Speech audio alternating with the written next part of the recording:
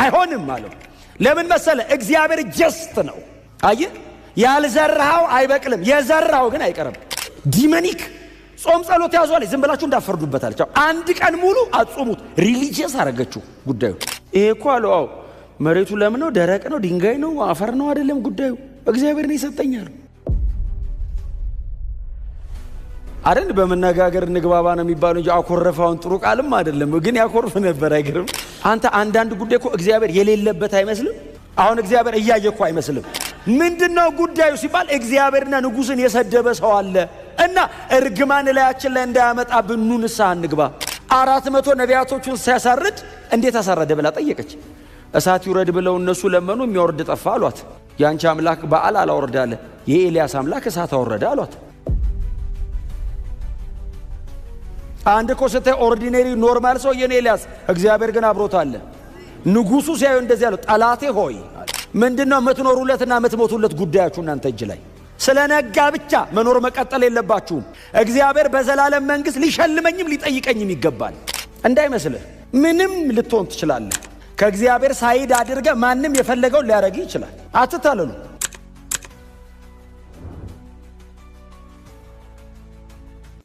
እና ቤተ መንግስቱ አጠገብ አክዓብ ቤተ መንግስት አጠገብ አንድ የወይን ተክል ያለው ናቡቴ የሚባል እንግዲህ መጽሐፉ እንደሚነግረን የወይን ተክል የወይን እርሻ ያለው አንድ ግለሰብ ነው። ናቡቴ ቁጭ ብሏል እና አክዓብ መጣና ናቡቴን ጠራው። አቤት አለው። ይሄንን የወይን ቦታን ልቀቅልኝና እኔ በመትኩ ወይ ሌላ ጥሩ ቦታ ለስተ ወይም ደግሞ በገንዘብ ልቀይርልህ አለው። እና ልቀቅልኝና ሂድ አለው። ናቡቴ የመለሰለት መልስ የሆነ ቦታን መልቀቅና መያዝ አይደለም። የናቡቴ መልስ የአባቶቼን ርስት አለ። የአባቶቼን ርስት ማለት ከአባቶቼ የወረስኩት ማለት አይደለም። ትክክለኛ ቃሉ እግዚአብሔር እስራኤልን ወደ ከነዓን ሲያስገባት፣ አሁን ለምሳሌ አሁን ይሄንን ቦታውን የሆነ ሰው መጥቶ ልውሰደውና በመትክ ልስጥ ቢለኝ አይ አይቻልም፣ የቤተ ክርስቲያን ቦታ አይሰጥም ይሰጣል እንደማለት አይደለም። ይሄ ታሪክ የሆነ መሬትን ንጉሥ አክዓብ ወስዶ ናቡቴ ሌላ የተሻለ መሬት መውሰድ እሱ ጋር አይደለም። ምንድነው? ወደ ከነዓን ሲገቡ ከመግባታቸው አስቀድሞ እግዚአብሔር በባሪያው በሙሴ በኩል የሰጣቸው አንድ ኪዳን አለ። እምትገቡበት አገር መሬቱ የእግዚአብሔር ነው። መሬቱ የእናንተ አይደለም። መሬቱ የሆኑ ሰዎች አይደለም። መሬቱ የነገስታት ሳይሆን መሬቱ የእግዚአብሔር ነው የሚል ኪዳን አለ። አሁን የመሬቱ ማማርና አለማማር፣ ሎኬሽኑ ቆንጆ መሆንና አለመሆን አይደለም ጉዳዩ። መሬቱ የእግዚአብሔር ነው። እግዚአብሔር የሰጠኝ ስለሆነ ርስቴ ነው። የተሻለ ሊሰጠው ይችላል አክዓብ። ናቡቴ አለቅም ያለው አጽመ ርስቴ ነው።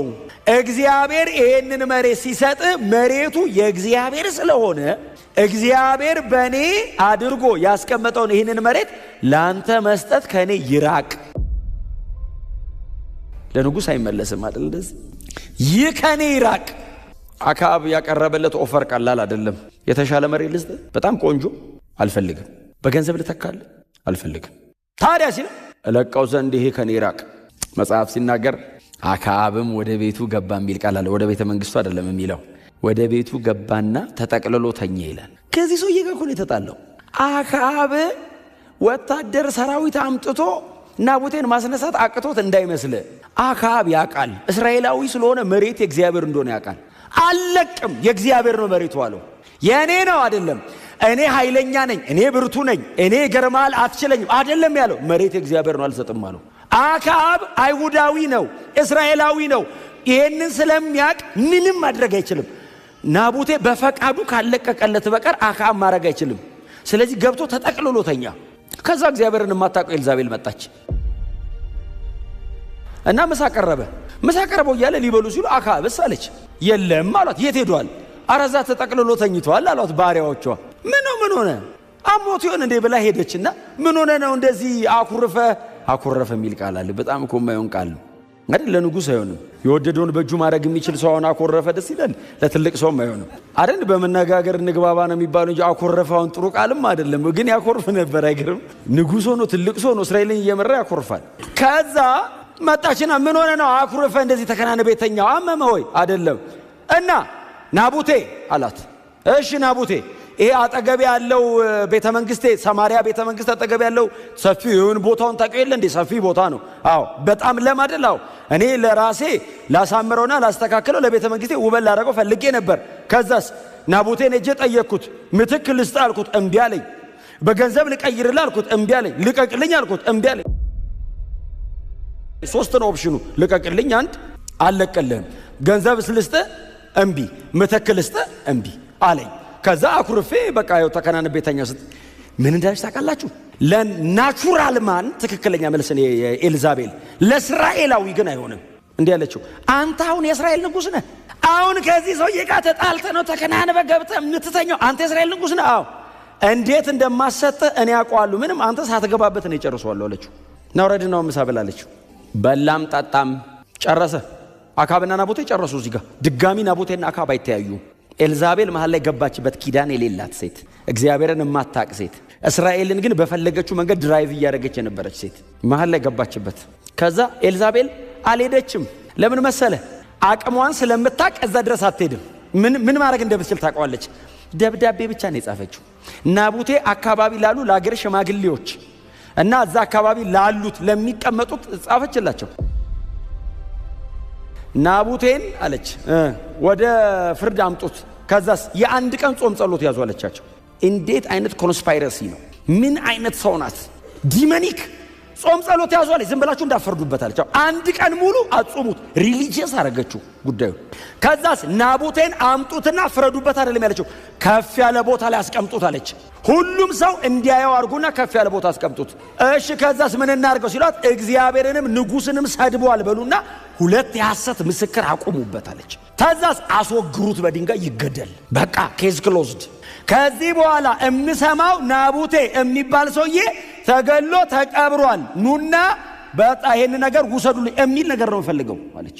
መጽሐፍ ሲናገር የአገር ሽማግሌዎቹ ደብዳቤዎቻቸው ላይ እንደደረሰ በአካባቢው በሙሉ የአንድ ቀን ጾም ጸሎት አወጁ።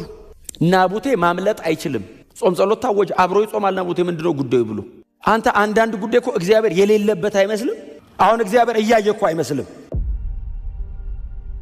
የአንድ ቀን ጾም ጸሎት ታውጆ አንድ ቀን ሙሉ ተጾመ፣ ተጸለየ፣ ተባለ። ምንድነው ጉዳዩ ሲባል እግዚአብሔርና ንጉስን የሰደበ ሰው አለ እና እርግማን ላያችን ላይ እንዳያመጣብን ኑ ንስሐ እንግባ። ከዛ በሚቀጥለው ቀን ተቀመጡ። ናቡቴ ተጠራ እና ተባለ። የወይን ቦታ አለ፣ ምንድነው አልሰጥም ያልከው አሉት። ይሞታል እንጂ አቋም አይቀይርም። እንደሱ አይደል አካብ ያለው፣ አጽመ ርስቴን አንተ ከምትወስደው ሞት ይሻለኛል። የእግዚአብሔር የሆነውን ነገር አላስነካም። ይሄ እኮ አለው አው መሬቱ ለምን ነው? ደረቅ ነው? ድንጋይ ነው? አፈር ነው? አይደለም ጉዳዩ፣ እግዚአብሔር ነው የሰጠኛል። አልለውጥም። ምንም ያክል ገንዘብ ብታመጣ ህይወቴን በከፍል ይሻለኛል አለ። እውነቴን ነው የምላችሁ። አሁን ዘንድሮ ህይወት የምንከፍልለት ነገር እሱ አይደለም። እኔ ልነግራችሁ የፈለኩት ሌላ ነገር ነው። ሰዎቹ ግን እዋቸው ምን ያክል ለእግዚአብሔር ፌዝፉል እንደሆኑ። እግዚአብሔር ይሄንን ሰጥቻለሁ ካላችሁ ይሞታሉ። የዘላለም ህይወት የሚያስገኝ ትልቅ ርስት እጃችን ላይ ተቀምጠን በተለያየ ነገር ልንቀይረው እንችላለን። እኛ የት ድረስ እግዚአብሔር ለሰጠን ነገር የታመንን እንደሆነን እኛና እግዚአብሔር ነን የምንጨርሰው። ናቡቴ ግን ይሁት የተሻለ ኖ የበል ኖ። ከዛ ቆሙት። ናቡቴ ቆመ ከፍ ያለ ቦታ ላይ። ሊፈርዱበት ቁጭ አሉ። ሁለት የሐሰት ምስክር። እግዚአብሔር ያሳየህ አንተ የታሪኩ ባለቤት ሆነ ያልከውን እያወክ ሁለት የሐሰት ምስክር ቆሞ አይተናል ሰምተናል አሉ። ምን? እግዚአብሔርን ሰደበ አሉ። ያህዌን እግዚአብሔርን ሰደበ ብላ ያጻፈችው በዓልን የምታመልክ ሴት ናት።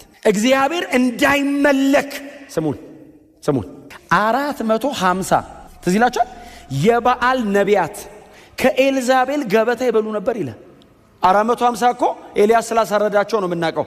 ተጨማሪ 400 የአጸድ ነቢያት አሉ። አንድ የእግዚአብሔር ነብይ የለም። አትፈልግም። ኤልያስ ያንን ነገር ሲያደርግ ሰማችና 400 ነቢያቶቹን ሲያሳርድ እንዴት አሳረደ ብላ ጠየቀች። እሳት ይውረድ ብለው እነሱ ለመኑ፣ የሚያወርድ ጠፋ አሏት። ያንቺ አምላክ በዓል አላወርዳለ፣ የኤልያስ አምላክ እሳት አወረደ አሏት።